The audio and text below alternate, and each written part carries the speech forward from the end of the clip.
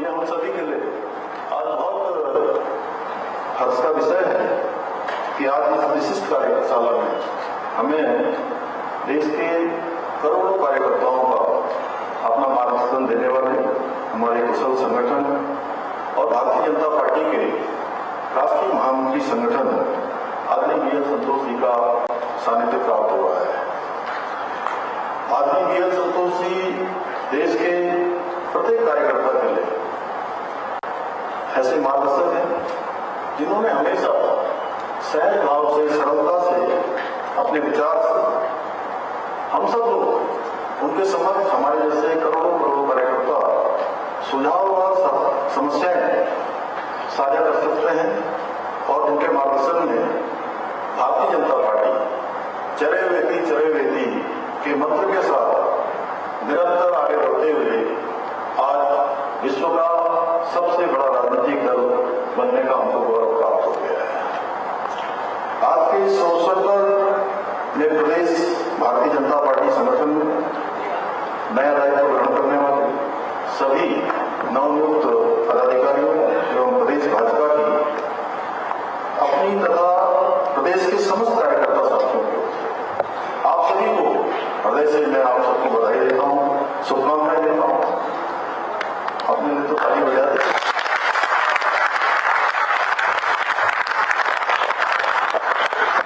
मुझे पूरा विश्वास है कि आप सभी ऊर्जा और उत्साह के साथ, नई उमंग के साथ न केवल संगठन को और अधिक मजबूत बनाने में महत्वपूर्ण भूमिका निभाएंगे, बल्कि केंद्र और जो राज्य सरकार की जन कल्याणकारी नीतियां हैं उन योजनाओं का लाभ अंतिम व्यक्ति तक पहुंचे, इसमें अपना अमूल्य योगदान देंगे। साथ ही जैसा अभी आदरणीय महेंद्र भट्ट जी ने कहा कि मिशन 2027 और 2029 में आदरणीय प्रधानमंत्री श्री नरेंद्र मोदी जी के नेतृत्व में फिर से भारतीय जनता पार्टी को उत्तराखंड में ही नहीं देश में भी प्रचंड विजयश्री दिलाने के लिए तन मन और पूरे समर्पण के साथ काम करेंगे। जैसा आप सभी जानते हैं कि इस विजयदशमी पर हमारे मातृ संगठन राष्ट्रीय स्वयंसेवक संघ अपनी गौरवशाली यात्रा के 100 वर्ष पूरे करने जा रहा है। ये केवल एक शताब्दी पूर्ण होने का उत्सव नहीं है, बल्कि उस अखंड साधना का स्मरण भी है जिसके बल पर संघ ने राष्ट्र को विचार और संस्कार से जोड़ने का कार्य किया है। यह हमारा सबका सौभाग्य है कि हम ऐसे वैचारिक संगठन के सदस्य हैं जिनके लिए राष्ट्र प्रथम, संगठन द्वितीय और व्यक्ति अंतिम हमेशा रहा है। जिस प्रकार वट वृक्ष अपनी गहरी जड़ों से शक्ति प्राप्त करता है, उसी प्रकार भारतीय जनता पार्टी की जड़ें संघ की विचारधारा और समर्पित कार्यकर्ताओं की तपस्या से सींची गई हैं और यही हमारी संगठनात्मक शक्ति का मूल आधार है। साथियों, संघ की प्रेरणा से आज आदरणीय प्रधानमंत्री जी के नेतृत्व में भारत अपनी सांस्कृतिक पुनर्जागरण के अमृत काल में प्रवेश कर चुका है। वर्षों तक जो स्थान हमारे उपेक्षित रहे, हमारा गौरवशाली इतिहास, सांस्कृतिक विरासत, आज न केवल उसको पुनर्स्थापित किया जा रहा है, बल्कि राष्ट्रीय चेतना का आधार भी बनाया जा रहा है। और आज हमारी सनातन संस्कृति की पताका पूरे विश्व के अंदर गर्व से लहरा रही है और भारत अपनी जड़ों से जुड़ते हुए पुनः विश्व गुरु बनने के मार्ग पर तेजी से अग्रसर हो रहा है। चाहे अयोध्या में भव्य रामलला के मंदिर का निर्माण हो, बद्रीनाथ केदारनाथ धाम में नवनिर्माण या मास्टर प्लान पर काम होना हो, बाबा विश्वनाथ के गलियारे का विस्तार हो या महाकाल लोक का निर्माण हो, हमारी धार्मिक धरोहरों को जिस प्रकार से सजाया और संवारा जा रहा है वो भूतो न भविष्य थी। आज आदरणीय प्रधानमंत्री जी के नेतृत्व में जहां एक और कश्मीर में धारा 370 की समाप्ति हो, ट्रिपल तलाक जैसे कुप्रथा का अंत हो, नागरिकता संशोधन एवं वक्फ संशोधन जैसे कानूनों के माध्यम से एक भारत श्रेष्ठ भारत की परिकल्पना को साकार किया जा रहा है। वहीं अंत्योदय के संकल्प को पूर्ण करने के लिए जनधन योजना, उज्ज्वला योजना, प्रधानमंत्री आवास योजना, आयुष्मान भारत योजना, मुफ्त राशन योजना जैसी अनेक जनकल्याणकारी योजनाओं के माध्यम से अंतिम व्यक्ति में समाज के खड़े हुए व्यक्ति को मुख्य धारा से जोड़ने का काम हो रहा है। अंत्योदय को समाज के अंतिम छोर तक पहुंचाने का काम हो रहा है। यही नहीं, मोदी जी देश के ऐसे पहले प्रधानमंत्री हैं जिन्होंने मध्यम वर्ग के उत्थान के लिए अनेक ऐतिहासिक कदम उठाए हैं। आज जहां एक और मध्यम वर्ग को लाभ पहुंचाने के लिए 12,75,000 रुपए तक की आय को कर मुक्त किया गया है, वहीं नेक्स्ट जनरेशन जीएसटी सुधारों के माध्यम से न केवल नागरिकों को बड़ी राहत दी गई है, बल्कि हमारे स्थानीय उद्योगों और व्यापारियों को एक नई ऊर्जा और गति मिली है। कल मैं 2 दिन से लगातार जो हमारे राष्ट्रीय अध्यक्ष जी ने हम सभी से आह्वान किया है कि हम सब अपने अपने क्षेत्रों में जाकर दुकानदारों से, विक्रेताओं से संपर्क करेंगे। तो मुझे आप सबको बताते हुए खुशी है कि पहले दिन और दूसरे दिन, 2 दिन में, अभी तीसरे दिन भी इसके बाद जाने का कार्यक्रम है।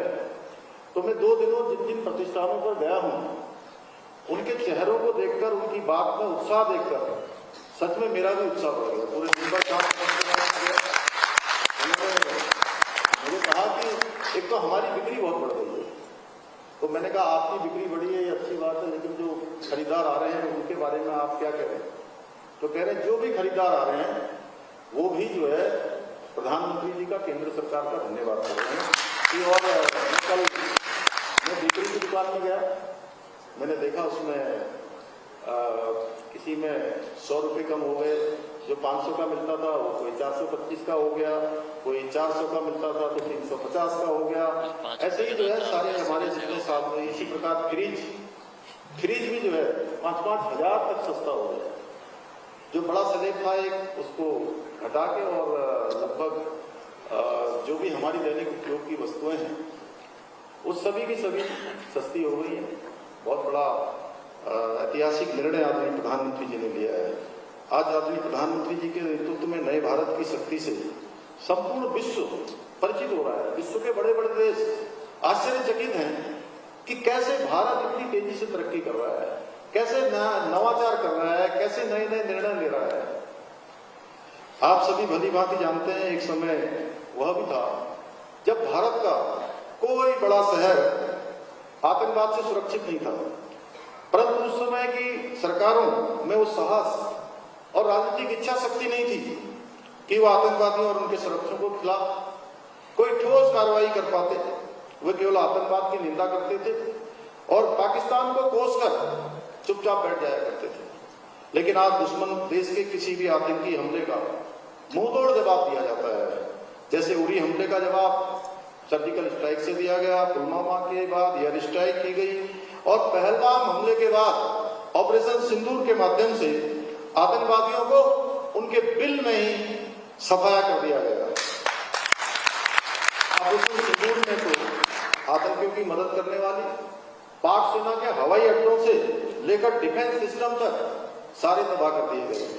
ऑपरेशन सिंदूर के माध्यम से ऐसा प्रहार किया गया कि पाकिस्तान को संघर्ष विराम की भीख मांगनी पड़ी।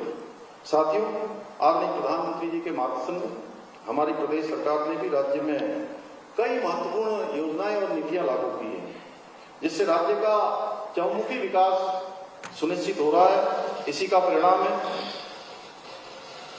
विभिन्न चुनौतियों के बावजूद प्रदेश ने कई उल्लेखनीय उपलब्धियां हासिल की हैं, नए नए कीर्तिमान स्थापित किए हैं, जिनकी गूंज आज पूरे देश में भी सुनाई दे रही है।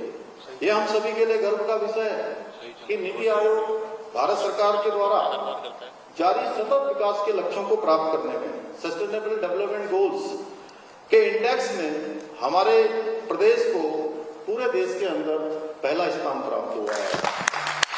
साथ ही ईज ऑफ डूइंग बिजनेस में उत्तराखंड को अचीवर्स स्टार्टअप रैंकिंग में लीडर्स की श्रेणी प्राप्त हुई है।